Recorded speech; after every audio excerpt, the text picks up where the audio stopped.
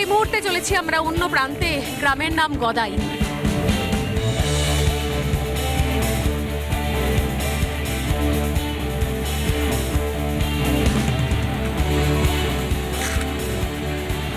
সুপ্রভাত, good morning.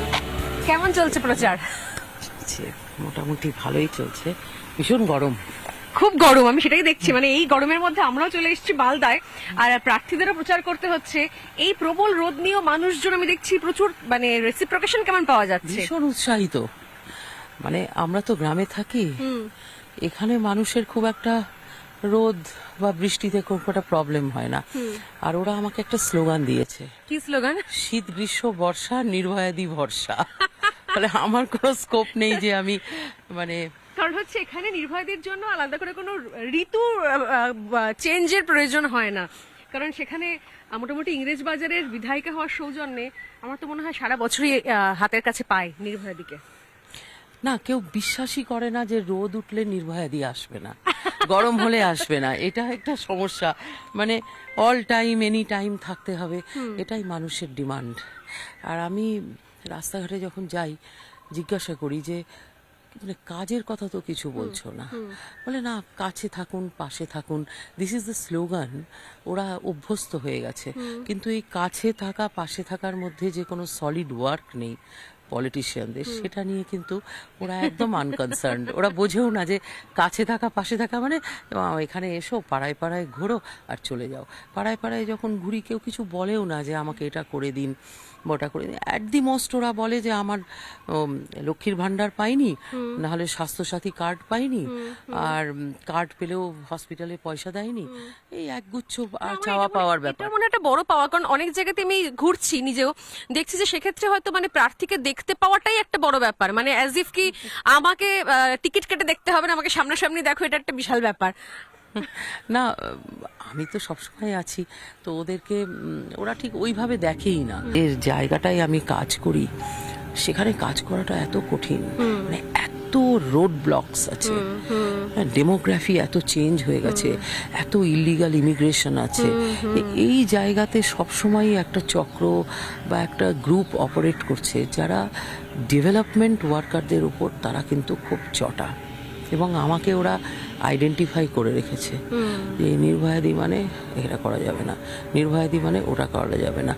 এই যে একটা মনের মধ্যে আতঙ্ক, যারা মানে আন্ডারগ্রাউন্ড অপারেটার্স, সে FICN বলো, গার্ল চাইল্ড ট্রাফিকিং বলো, বা নার্কোটিক্স নিয়ে বিজনেস, ইন্টার বর্ডার হচ্ছে, এইসবের মানে একটা বড় জায়গা, মানে আতুরঘর হয়ে দাঁড়িয়েছে। দক্ষিণ মালদা, ঠিক দক্ষিণ মালদা।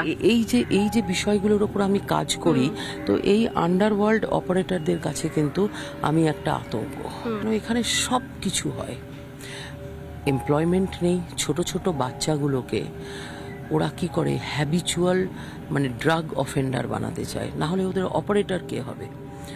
ধরো আমি যতই শুনছি আমার একটা কথাই মনে হচ্ছে, যদি পরে আরো কথা হবে, যে আমার মনে হয় কি একটা সন্দেশখালি নিয়ে আমরা এত কভার করেছি, এত রিপোর্ট করেছি, এত কভারেজ করেছি, আমার তো মনে হচ্ছে গোটা পশ্চিমবঙ্গে বিভিন্ন পকেটে অনেক সন্দেশখালি এরকম তৈরি হয়ে রয়েছে। তাহলে না, তোমরা সন্দেশখালিটা মানে সত্যি আমি মিডিয়ার কাছে কৃতজ্ঞ যে সেটা একটা মানে সর্বভারতীয় নিউজ, একটা ইন্টারন্যাশনাল নিউজ হয়েছে, তাই জন্য সবাই জানতে পারলো। আদারওয়াইজ সুন্দরবন মানে বাঘ, সুন্দরবন মানে হানি, এই তো ছিল গল্প বা বেড়াতে যাওয়া।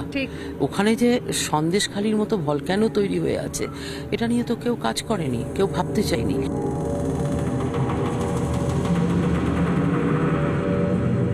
আমার এখানে সংখ্যালঘু সমাজের যে মেয়েরা আছে, ওদের দিকে তুমি না দেখে বুঝতে পারবে না, স্টোনি ফেস, কিচ্ছু এক্সপ্রেস করতে পারে না, এত সাপ্রেসড ওরা, মানে ওদের এক্সপ্রেশনগুলো হারিয়ে গেছে।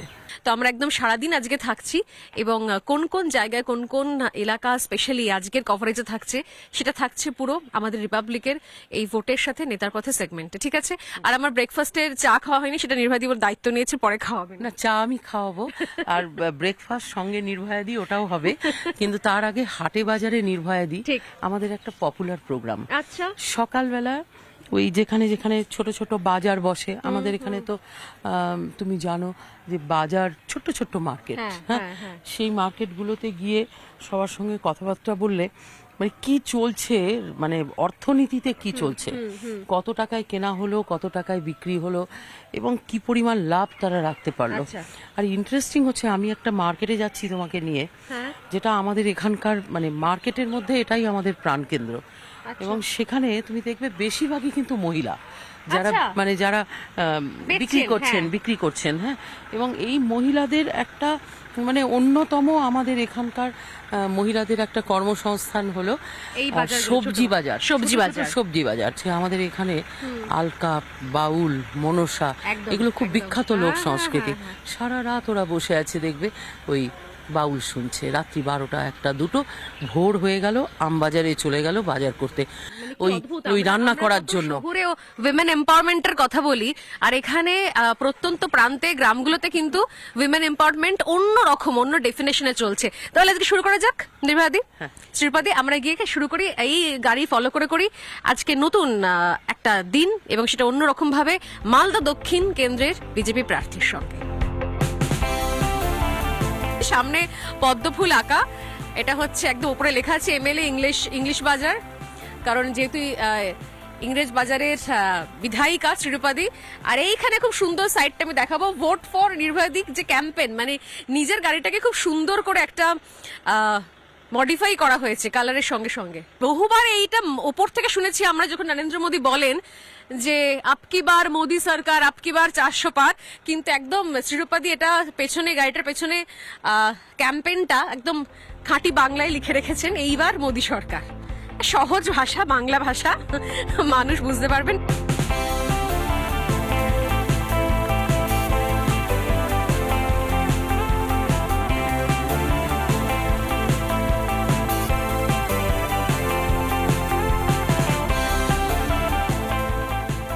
দিচ্ছ 50 টাকা দিচ্ছ, কেমন? এটা কি আম করে, গুটি নাকি? গুটি নেবে নাকি? কি আম এটা? গুটি আম। গুটি আম। গুটি গুটি গুটি আম। জয় শ্রীরাম। বলছি গুটি নেবে নাকি একটা কাঁচা আম? নুন টুন দিয়ে কেটে খাবে? তাই খাট্টা মিঠা নয়, এখানে আমাদের মানে একটা খাট্টা মিঠা আম হয়, কিন্তু এই গুটি আমটা চাটনি আচার, এটা ওই চাটনি আচার টাইপের। ভালো। কাকা কেমন আছো? দিদি, দাদা নমস্কার। দাদা নমস্কার। সময় এসে গেছে কিন্তু। হ্যাঁ স্যার, সবাই সাক্ষাৎই বললাম, vote for BJP. Vote for BJP, এটা একদম ওপেনলি বলছে। ওপেনলি স্যার, কোনো মৃত্যু ভয় করি না, মানে ভগবান ছাড়া কাউকে ভয় করি না, ভগবান ছাড়া আমি কাউকে ভয় করি না। ভোট ম্যাডামকেই দেবো। আরে বাবা, আপনি? আমিও ম্যাডামকে ভোট দেবো। দাদা নমস্কার। আপনি সহমত আছেন তো? আচ্ছা, সব ঠিক আছে? হ্যাঁ, সময় হয়ে গেল তো। কবে বলতো? কোন সময়ের কথা বলছি? কবে? 7 তারিখ জানা আছে তো? কিরে দাদা নমস্কার, কেমন আছেন? আপনি ভালো আছেন? আমি ভালো আছি। মনে আছে 7 তারিখ ঠিক জায়গায় পড়ে যাবে। আপনার বড় আমি নিজে বলে দিলাম। ইংরেজ বাজার কি বলছে? কি বলছে ইংরেজ বাজার? কি বলছে? আমার আচ্ছা, নমস্কার দাদা। চোর ধরো, চোর ধরো, চোর ধরো। আমাদের মাছের বাজারের দিকে কি যাওয়ার ব্যাপার আছে? হ্যাঁ যেতেই পারি আমরা। হ্যাঁ? কিন্তু এই রথবাড়ি বাজার তো দেখছি একদম খুল্লা সব স্লোগান হচ্ছে। হ্যাঁ, এটা একটা পলিটিক্যাল হটবেড। এখানে এলে তুমি বুঝতে পারবে যে কি হতে চলেছে, মানে ভোটের ট্রেন্ড কোন দিকে, রথবাড়ি বলে দেবে। তাই না? হ্যাঁ, এখানে সব জায়গা থেকে লোকজন আসে। একদমই তাই, সেটাই আমি দেখছি। মানে এখানে মোটামুটি দোকান থেকে স্লোগান শুনতে পাচ্ছি আমি। জয় শ্রীরাম দাদা। মালদা দক্ষিণের বাজারের সামনে একদম কচুরির দোকান, এবং সেখানে গরম গরম কচুরি ভাজা হচ্ছে গরম গরম। আর সেই কচুরির দোকানে আপাতত সকালের বাজার পর্ব সেরে আমি একবার দেখাবো সকালের বাজার পর্ব সারার পর এখানেই চলে এসেছেন মালদা দক্ষিণের বিজেপি প্রার্থী শ্রীরূপাদি একটু প্রাতরাশ করার জন্য একদম খুবই রাস্তার ধারে আমি দেখাচ্ছিলাম যে বাইরের দিকে বাজার এর মাঝখানে অজস্র সাধারণ লোকজন তারা আসছেন তার মাঝখানেই এই প্রাতরাশের টেবিলে বসে চলবে এখন জলখাবার। দিদি একদম সাধারণ জায়গা, আমিও বসে পড়লাম রাস্তার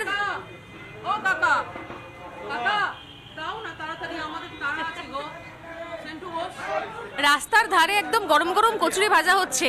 ডায়েট ফ্যাট কি কিছু চলছে না ঠিক এরকমই খাওয়া দাওয়া চলছে কোনটা? আরে আমাদের ছেলেরা যা খাটছে না ভোর থেকে নিয়ে রাত্রি 2টো পর্যন্ত, এদের তো মানে ঘুম খাওয়া সব বন্ধ হয়ে গেছে। মাঝে মাঝে আমরা রাস্তায় নেমে এরকম একটু গরম গরম লুচি খেয়ে নিলাম, কোথাও একটু গরম চা খেয়ে নিলাম, কোথাও কুলফি, এটাই একটু মজা। আর মোদিজি বলেছেন যে লোকতন্ত্রের মহোৎসব, সেলিব্রেট করো। তুমি সন্ধেবেলা হতে হতে দেখবে সেলিব্রেশন, আমাদের যখন রাত্রি হয়ে যাবে দেখবে ইংরেজ বাজারে সবাই নাচছে আমাদের ক্যাম্পেনে। এখন তো দিনের শুরু, সকাল থেকে তো দেখছো জয় শ্রীরাম জয় শ্রীরাম।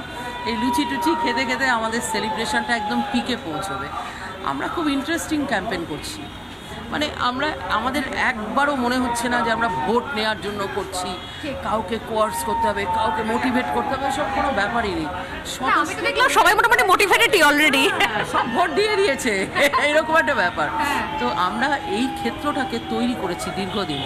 এটা আমার 12th ইয়ার, মানে একটা দশক। কাকা দাও না, কাকা তাড়াতাড়ি একটু দাও। নমস্কার নমস্কার, বলছি জয় শ্রীরাম। শ্রীরূপাদি কিন্তু ডায়েট ফ্যাট একদম মানছেন নেই গরমে, মানে গরম গরম কচুরির দোকানে সে যদি আমারও ইচ্ছে করছে কিন্তু ডায়েট নো ডায়েট একদম। শ্রীরূপাদির একটা স্ট্যান্ডার্ড করে রেখেছে 365 দিন। আচ্ছা, সকালবেলা একবার খাওয়া, রাত্রিবেলা আর একবার খাওয়া, আর সারাদিন জল খাওয়া। তো আজকে সকালবেলা দই চিড়ে আর ছাতুর শরবত খেয়ে বেরিয়েছি। আচ্ছা, হ্যাঁ, দিদিটাকে চিনলে? দিদিটাকে চিনলে কে বলো তো? কিন্তু আমাদের ছেলেরা মানে কার্যকর্তা, আমি অন্যান্য কেন্দ্র শুনছিলাম দিলীপ দা সবাইকে আবার ডায়েট করে দিয়েছেন পান্তা ভাত, বলছে আমি বলেছি আমার সব ছেলেদের সব পান্তা ভাত খাওয়া শুরু করে দাও। তো ন্যাচারালি এই গরমে একটুখানি মানে লিকুইড মানে জল টল এগুলো সুস্থ থাকতে হবে, অসুস্থ হওয়া যাবে না। আমাদের ছেলেরা দেখো, এটা বডির রেজিলিয়েন্সের উপর নির্ভর করে। ভারতীয় জনতা পার্টির যারা কার্যকর্তা এরা সবাই আমার মানে পুত্র সমান বয়স, এরা সারা বছর কাজ করে, 24/7 ইয়ার অন ইয়ার আমরা কাজ করছি। আমাদের কাছে এই নির্বাচনটা নতুন নয়, নতুন কি বল, 365 দিনই আমাদের এটাই কার্যক্রম। ফলে এদের যে পাওয়ার অফ রেজিস্ট্যান্স বডির, সেটা ভালো হয়ে গেছে, ইমিউনিটি দারুণ। তুমি জিজ্ঞেস করো, যখন আমার করোনা হয়েছিল সবার আগে আমি অসুস্থ হই, ওরা অসুস্থ হয়নি, কিন্তু ওরা করোনা পেশেন্টদেরকে দেখেছে। সেই জন্য আমার মনে হয়েছে যে এদেরকে একটুখানি ভালো গরম গরম না খেলে, মুড এলিভেটার তো লুচি আর তোমার কচুরি খেলে মুড এলিভেট হয়, সেটা যদি না থাকে সারাদিন কাজ। এই তথ্যটাকে অস্বীকার করা যাবে না, শুধু ডায়েট নিয়ে মাথা ঘামালে হবে না, মুডটাকে ঠিক করতে হবে। সকাল সকাল বেশ গরম কচুরি তরকারি লুচি তরকারি দেখলে মুডটা ভালো হয়ে যায়।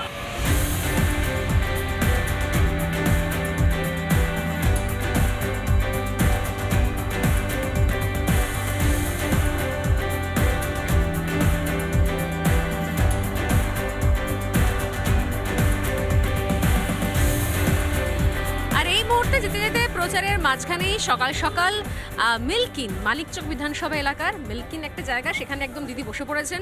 সকাল থেকেই আমাদের বলছিলেন যে চা করে খাওয়াবেন, এখন হাতে কলমে সেই চা চলছে চায়ের দোকানে।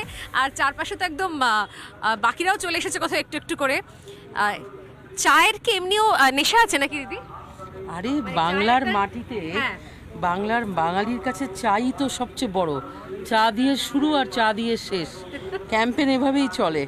কেন চা খাবো, চা খাওয়াবো, এটা হচ্ছে একটা আমার বড় কাজ। সকাল থেকে উঠে আমি চা বানিয়ে বেড়াই আর কি, বুঝেছো?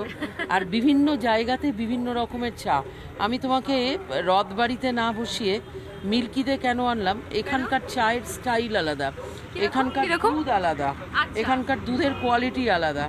এইখানে যে চাটা তুমি পাবে সেটা কিন্তু অন্য জায়গায় পাবে না। প্রত্যেকটি চায়ের দোকানের একটা করে মানে ফিচার আছে, স্পেশালিটি আছে, এবং সেই স্পেশালিটিগুলো নির্ভয়াদি জানে। প্রত্যেকটি চায়ের দোকানের কোথায় কিরকম চা পাবো এবং আর কোথায় চায়ের সঙ্গে কি এখানটা চায় পে চর্চাটাও হয়? চায় পে চর্চা তো হয়ই, মানে চায়ের দোকানগুলো ধরো পলিটিক্যাল মানে কথাবার্তা, গল্প, রাজনীতিক তরজা, কোথায় কি ট্রেন্ড হচ্ছে, এই চায়ের দোকানগুলোই তো আমাকে বলে দেয়। হ্যাঁ। আমি সকাল থেকে উঠে অন্তত 5টা থেকে 6টা চায়ের দোকানে বসে চা বানাই, চা খাওয়াই। এইটা করতে গিয়ে মানে সারা শহরের কি ট্রেন্ড আছে, কার মুখ কি বলছে, কে কি ভাবছে, সেই গল্পটা আমার জানা হয়ে যায়। আসুন।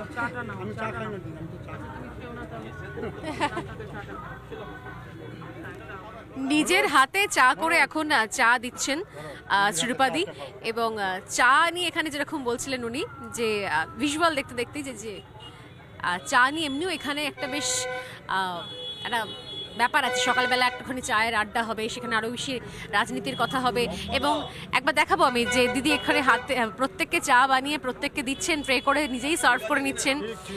একটা আলাদা করে যেন কোথাও একটা বিভাজন ছিল, যে বিভাজনগুলো কখনো কোনো রাজনৈতিক দল সেভাবে ভাঙতে পারেনি, বা অনেক সময় ভাঙতে চায়ও নি ভোটের স্বার্থে।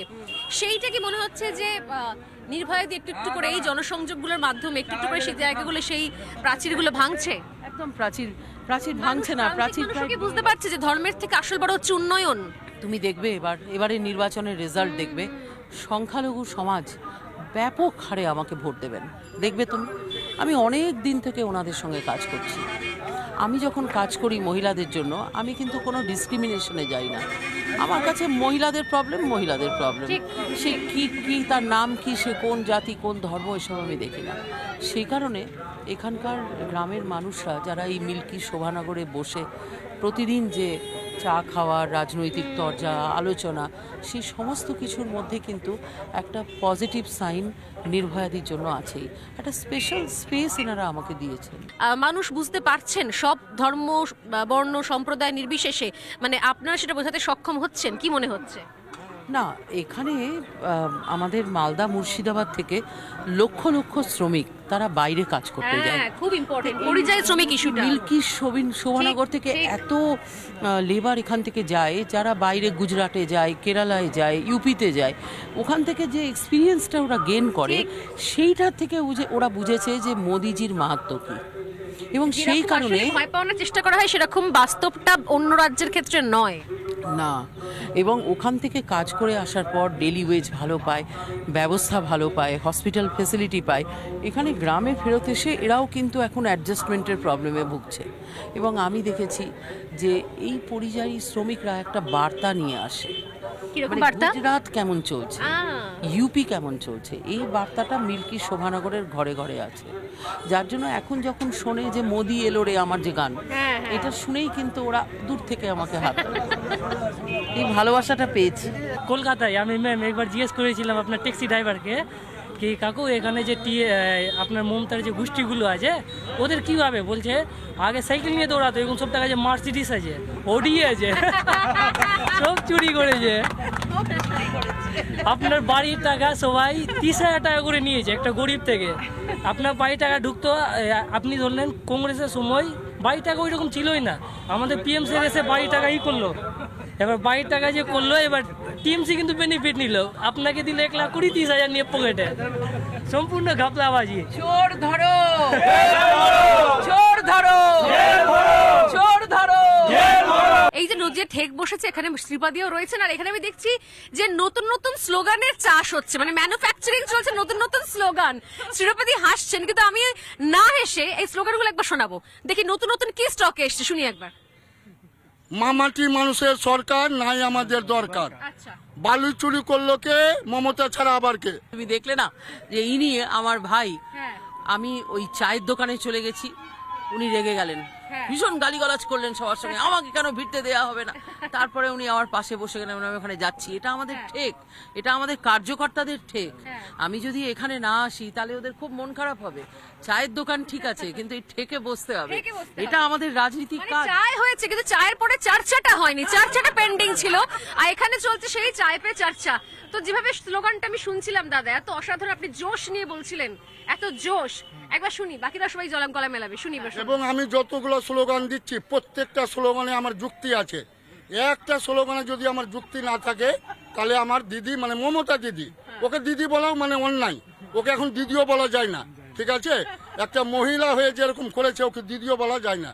যাই হোক, ওকে আমি তুই করে দিয়ে এরপর থেকে কথা বলবো। না, এবার স্লোগানগুলো শুনি আমরা। স্লোগান মামাটি মানুষের সরকার, মামাটি মানুষের সরকার, মামাটি মানুষের সরকার, টিএমসি মমতা যেখানে,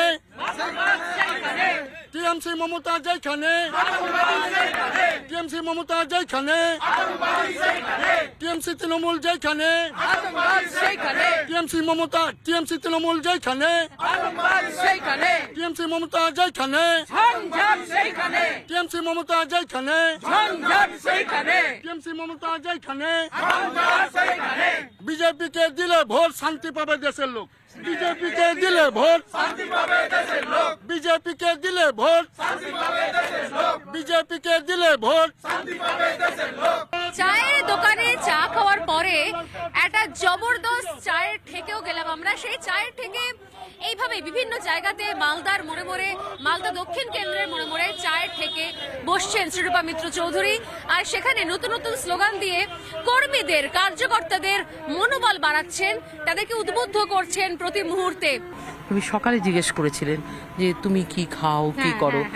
আমি তখন বলতে পারিনি, বললে হয়তো মানে ভালো দেখাবে না। আমি জেনারেলি সকালবেলা একবার আর রাত্রিবেলা একবার খাই, এবং এই জিনিসটা এখানে আসার পর এত হৃদয় বিদারক দৃশ্য আমি দেখেছি যে সারাদিনে যখন আমি ঘুরছি, গ্রামে গ্রামে ঘুরছি, এত অভুক্ত মানুষ রয়েছে যে নিজে বসে সেই সময় মানে খাবো, এই মানসিকতাটা কিন্তু আমি হারিয়ে ফেলেছি। এখন আমি দেখলাম যে যখন তুমি সামান্য একটা ঠান্ডা পানি অব্দি কারোর হাতে দিচ্ছ, তার চোখে মুখে যে একটা মানে উচ্ছ্বাস, মানে হয়তো গোটা গরমকালেও হয়তো এই প্রথম হয়তো তার হাতে কোনো ঠান্ডা পানি উঠলো এই গোটা গরমকালের মধ্যে। এবং নিজের ওরা ভাবতেও পারে না, ওরা ভাবতেও পারে না যে তুমি একটা ফ্রুটি ওদের হাতে তুলে দেবে। মানে ওদের একটা ধারণা যে টাকা দিয়ে দিলে পরে আমরা প্রধানমন্ত্রী আবাস পাবো, ঠিক আমরা পলিটিশিয়ানদের বাড়িতে গেলে পরে আমাদেরকে বসিয়ে রাখবে বাইরে, এবং গেলে পরে আমরা যা কিছু এমনকি নিজের টয়লেটটাও বানানোর টাকা সামান্যতম সেখানেও আমাদের ঘুষ পেতে গেলে কিছু দিতে হবে, ভালো করে মাখো তেল, এটা ওদের মাথায় ঢুকিয়ে দেওয়া হয়েছে, ঢুকিয়ে দেওয়া হয়েছে। সেই জন্য আমি যদি ওদের হাতে একটা সামান্য কিছু দিই তাতে এরা উচ্ছ্বসিত, আনন্দিত, ওরা ভাবতেই পারে না। অনেক সময় ওরা কনফিউজড হয়ে যায় যে মানে ইনি কি এমএলএ বলতে হয়, অনেকে আমাদের ছেলেরা বলে যে কিন্তু এমএলএ আছে, ওটা ওরা বিশ্বাস করে না যে এটা এমএলএ আছে। এটা তাহলে বড় পাওনা দিদি তোমার, এটা বড় পাওনা। আর এবং এই সব কারণেই সারা দিন নিজেকে চেষ্টা করি ফাস্টিং এ থাকার, ইন্টারমিটেন্ট ফাস্টিং এ থাকার চেষ্টা করি। কেননা এই অভুক্ত মানুষগুলোর মধ্যে কাজ করতে করতে একটা জিনিস শিখেছি যে এখানে বসে মুটি মকদ্দম খাওয়া এটা খুব মানে কষ্টদায়ক, মানুষ এটা পছন্দ করে না। পলিটিশিয়ানদের রাজনীতি করতে গেলে নিজেকে অনেক ত্যাগের পথে নিয়ে যেতে হবে। চব্য লেজ্জ পেয়েও খেয়ে, আর যাই হোক আমাদের ভারতের মতো দেশে রাজনীতি হয় না।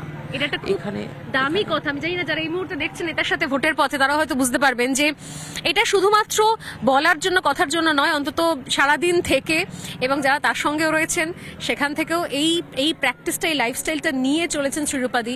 আমি জানি না যে ভবিষ্যতে কতজন এটা শুনে উদ্বুদ্ধ হবেন বা এগিয়ে আসবেন বা নিজের লাইফস্টাইলে চেঞ্জ আনবেন, কিন্তু এটা ঘটনা যে ওই ভরপেট খেয়ে সোনার বিছানায় শুয়ে খাবো ভাবটাকে কম করতে হবে। ঠিক ঠিক।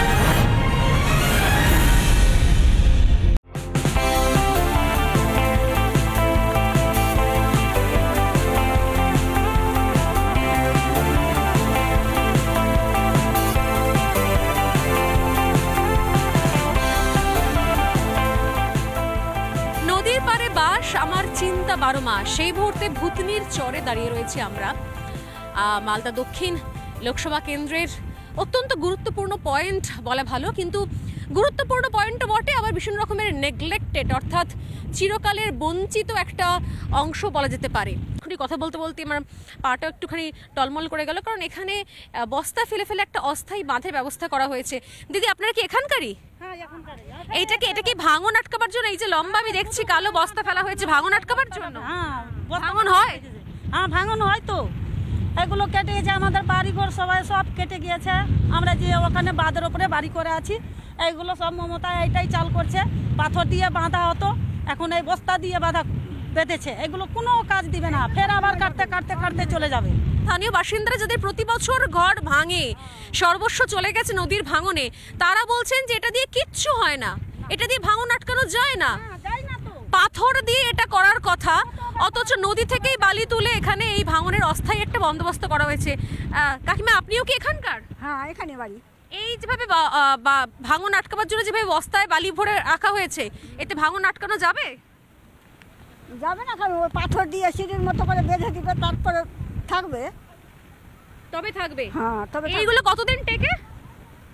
এগুলো কি টেকে কতদিন ধরে টেকে? একটা বছর, 1 বছরের তো বেশি দিন থাকবে। হ্যাঁ, 1 বছর, তারপরে আর ফির চলে যাবে, সব নদীতে চলে।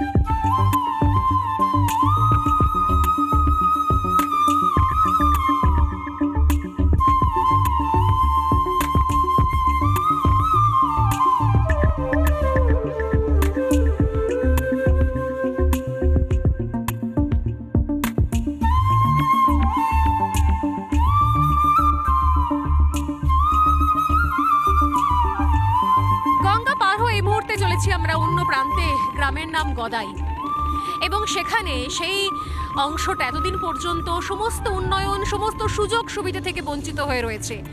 এগুলো খবরের শিরোনামে আসে না। এখানে বড় করে মঞ্চ বেঁধে কোনো বড় নেতামন্ত্রীর সভাও হয় না, প্রকল্পের ফেরিস্তিও দেওয়া হয় না। মালদা দক্ষিণ বিজেপি প্রার্থীর প্রচারে আজ ডেস্টিনেশন এই গ্রাম, এবং যাতায়াতের এই পর্বই বলে দিচ্ছে যে সত্যি সত্যি এখনো পর্যন্ত কতটা বঞ্চিত হয়ে রয়েছে গদাই।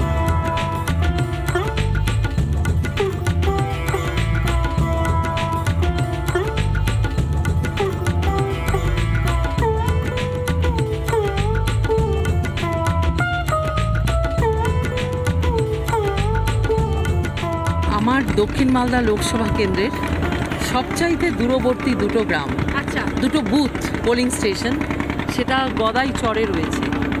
এই গদাই চরে আমরা সচরাচর যেতে পারি না, কেন? এরা বিচ্ছিন্ন দ্বীপাঞ্চলে থাকেন, গঙ্গা পার করে অনেক দূরে যাওয়া, কিন্তু মানুষগুলো আজকেও গদাইচরে যাওয়ার জন্য প্রচুর সময় অপেক্ষা করতে হলো। মানে সেই পরিবহনের ব্যবস্থাটাও ঠিকঠাক নেই, মানে যাতায়াতের বন্দোবস্ত। সেই কারণে মানে এখানে যাওয়া বিশেষ হয় না। বছরে হয়তো 2-4 বার আমি যেতে পারি।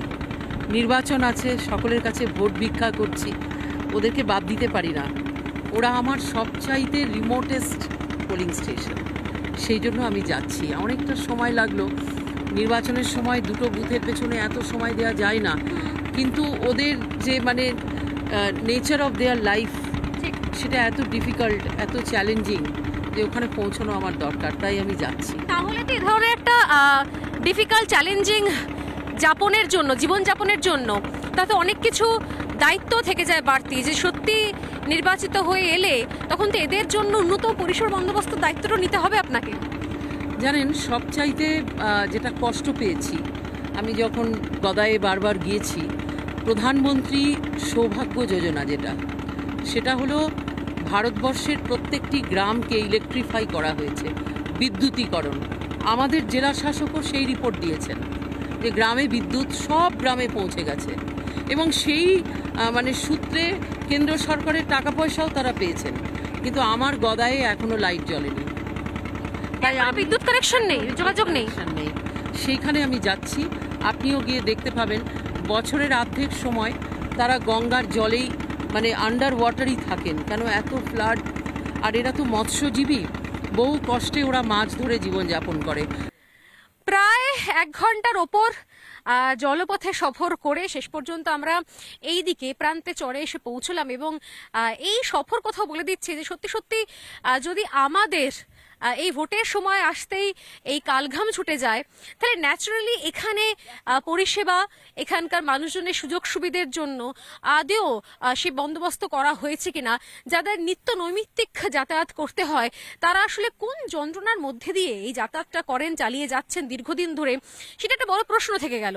এবং দ্বিতীয়ত প্রশ্ন থাকছে যে এখানে আমি তো সন্দেশখালী নিয়ে বারবার প্রশ্ন করেছিলাম যে সন্দেশখালীতে মমতা বন্দ্যোপাধ্যায় কবে যাবেন, উত্তর পাওয়া যায়নি, সন্দেশখালী জানুনি। তো আজকে এখানে এসে এইখানকার স্টোরি করতে করতে আমার মনে হচ্ছে মমতা বন্দ্যোপাধ্যায় কি কখনো এই গদাইয়ে এসেছেন? যদি না আসেন তাহলে একবার অন্তত আসা উচিত, আর এখানে সেটা নির্বাচনী প্রচার করা উচিত। তারপর হয়তো বাকি যে প্রকল্পের ফিরিস্তি সেগুলো আমরা শুনতে পারবো মঞ্চের ওপর থেকে আরো ডিটেলে। আর এই যাবতীয় সফরের পর শ্রীপতি আমাদের সঙ্গে রয়েছে। শ্রীপতি, এর আগে এই সফর মানে করা ভয়াবহ অভিজ্ঞতা, এটা আপনি এর আগেও বহুবার এসছেন এই কেন্দ্রে? বহুবার এসেছি, এর আগের বার এসেছিলাম ট্র্যাক্টরে করে গিয়েছিলাম। এদের অসুবিধে, এদের সুখ দুঃখে যদি এদের কখনো মালদা যেতে হয়, শহরে যেতে হয়, তাহলে এইভাবেই যাত্রা করে যেতে হয়? তাহলে খুব কঠিন ওদের, দেখতেই পাচ্ছেন রাত বিরেতে অসুস্থ হলে, এক্স্যাক্টলি ডেলিভারি কেস থাকলে কি অবস্থা হবে। ছোট ছোট বাচ্চাদের নিয়ে মায়েরা থাকেন।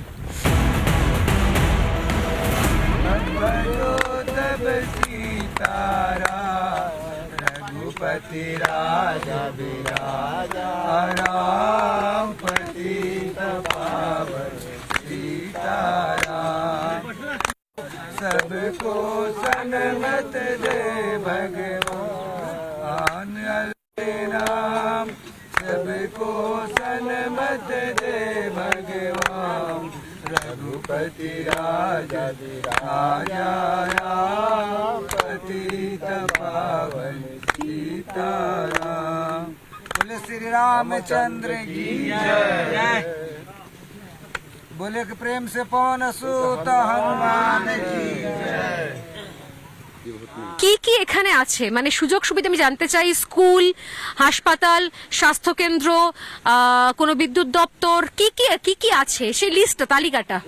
দিদি, আমাদের গদাই ভারতবর্ষ স্বাধীন হওয়ার পর 73 বছর বেরিয়ে গেল, কিন্তু আজ আমরা এখানে যারা গদাই এরা এলাকায় বাস করে, আমাদের সরকার সুবিধা বলতে গিয়ে একটা কেবলমাত্র রাশন পাই।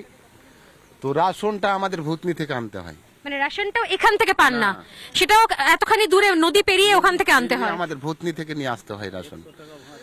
আর শিক্ষা তো আমাদের শিক্ষা ক্ষেত্রে আমাদের দেখছেন দিয়ারাই সব ঘর দেখতে পাচ্ছেন, এখানে কোনো স্কুল বলে নেই, কোনো শিক্ষক বলে নেই, কোনো স্কুল নেই। কোনো স্কুল আছে, কেবল খাতাই আছে, কিন্তু খাতায় কলমে স্কুল আছে, কিন্তু কোনো স্টুডেন্টও নেই, মাস্টারও নেই। না, মাস্টার এখানে কোনোদিন বাচ্চাদের লেখাপড়া করায় না, সম্পূর্ণ নিরক্ষর ছেলেরা এখন অন্ধকার এসব পড়ে আছে।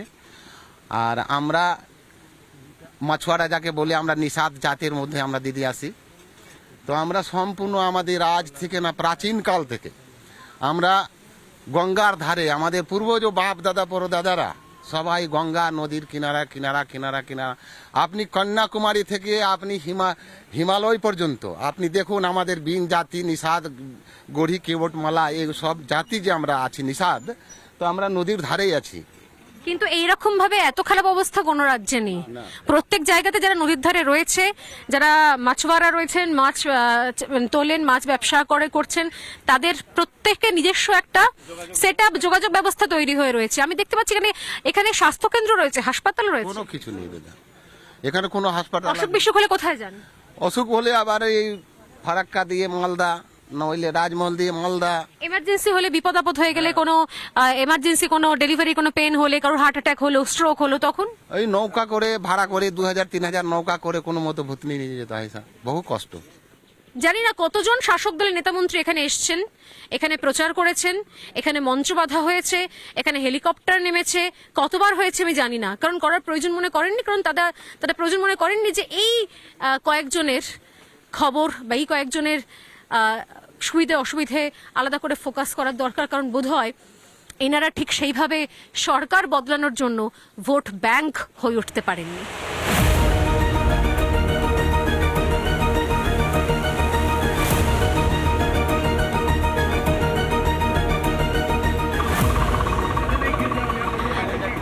গদাইয়ের চরে আমরা হেঁটে বা কখনো বাইকে করে এসে পৌঁছেছিলাম, আপাতত ফিরে যাচ্ছি আমরা ট্রাক্টরে করে। আমি জানি না মানে পরিষেবার সংজ্ঞা, ডেফিনেশন, উন্নয়নের সংজ্ঞা, ডেফিনেশন কি, তবে আপাতত মালদা দক্ষিণ কেন্দ্রের এই প্রান্তটা দেখিয়ে দিল যে এখনো পর্যন্ত উন্নয়নের সংজ্ঞা নিয়ে ভাবনা চিন্তা করার দরকার রয়েছে। ট্রাক্টরে উঠে মনে হচ্ছে মেরে দেশ কি ধরতি সোনা উপলে উগড়ে হিরে মত মোতি, কিন্তু হিরেমতি এখানে চাষ হলেও মানুষগুলো হিরেমতির মতো দামি অবস্থার মধ্যে নেই। কবে তারা থাকবেন, কিভাবে থাকবেন, সময় বলবে। এখানে পরিবর্তনের ইঙ্গিত আছে কিনা, আর পরিবর্তনের পরে উন্নয়নের সংজ্ঞা বদলানোর সম্ভাবনা আছে কিনা, কি বলবেন দিদি? দেখছেন তো 75 বছর হয়ে গেল আমরা আজাদি কা অমৃত মহোৎসব পালন করছি। কি অবস্থা আমাদের এখানে, মানে যাতায়াতের কোনো ব্যবস্থা নেই, যানবাহন নেই, বিদ্যুৎ নেই, স্কুল নেই, কোনো স্বাস্থ্য ব্যবস্থা নেই। এখানে আমার 2টো বুথ রয়েছে একদম রিমোটেস্ট এরিয়া, এইখানে আমি 4 ঘন্টা সংঘর্ষ করে এখানে পৌঁছলাম তাদের কাছে ভোট ভিক্ষা করতে। এই ভোট দেওয়ার পর কিভাবে আমি তাদের জন্য কি পরিষেবা দেব, কি পরিকাঠামো তৈরি করব, সেটা নিয়ে অত্যন্ত দুশ্চিন্তায় আছি। সারাদিনের প্রায় এখন বিকেল হতে চললো, সারাদিনের সফরসূচি আমরাও শেষ করব। জিতে গেলে এই কেন্দ্রে আসবেন তো? আমি তো জেতার আগে এতবার এসেছি, আমি তো এখানকার বিধায়কও নই। এটা তো আমার সমাজের প্রতি টান, আমি বারবার এসেছি। আজকে তো ভোট ভিক্ষা করতে এসেছিলাম, আপনি দেখলেন, কিন্তু কিছুদিন আগেও আমি ট্র্যাক্টরে চড়ে এসেছি। আমি আসতেই থাকি, আমি জায়গাগুলোকে বোঝার চেষ্টা করেছি। আজ 12 বছর ধরে মাটি কামড়ে পড়ে থেকেছি বোঝার জন্য গদায়ে কি হচ্ছে, ভূতনিতে কি হচ্ছে, প্রতিটা ঘরের হাঁড়ির খবর আমার কাছে আছে। তাই আপনি দেখেছেন খুব কমফোর্টেবলি আমি ওখানে গেলাম। ওরা মানে খুব আনন্দের সঙ্গে, আমি ভজন গাইতে শুরু করলাম, ওনারাও আমার সঙ্গে গাইতে শুরু করলেন, এবং মুশকিল সে 5 মিনিট আমি ছিলাম, কিন্তু কোনো তাদের গ্রিভান্স নেই, কিচ্ছু নেই। কেন বারবার তারা আমাকে দেখেছেন, এবং ওরা আমাকে অদ্ভুত ব্যাপার, আগেরবারও তো প্রচুর ভোট দিয়েছেন 2019-এ, একদম 100% ভোট দিয়েছে গদাই আমাকে। তো ওরা আমাকে সাংসদ বলেই ডাকে, মানে তখনও বলতো আজও সাংসদজি সাংসদজি, ওরা মানতে রাজি নয় যে আমি সাংসদ নই। এটা খুব ইন্টারেস্টিং। 2019-এ যেহেতু লোকসভা ভোটের সময় প্রতিদ্বন্দ্বিতা করেছিলেন, হারা যেটা ইম্পর্টেন্ট নয়, কিন্তু সেই সাংসদ হতে চেয়ে যিনি এসেছিলেন, তারপর থেকে যে তিনি সম্পর্ক রেখে গেছেন, তাই তিনি এই গদাইচরের মানুষের কাছে সাংসদ। ভারী অদ্ভুত বার্তা, ভারী অদ্ভুত সংজ্ঞা, ডেফিনেশন কোথাও তৈরি করে দিয়েছে মালদা দক্ষিণ কেন্দ্রের এই গদাইচর। দেখা যাক ভবিষ্যতে কিসের অপেক্ষায় বসে থাকে, কি প্রতীক্ষা করে রয়েছে এই গদাইচরের জন্য।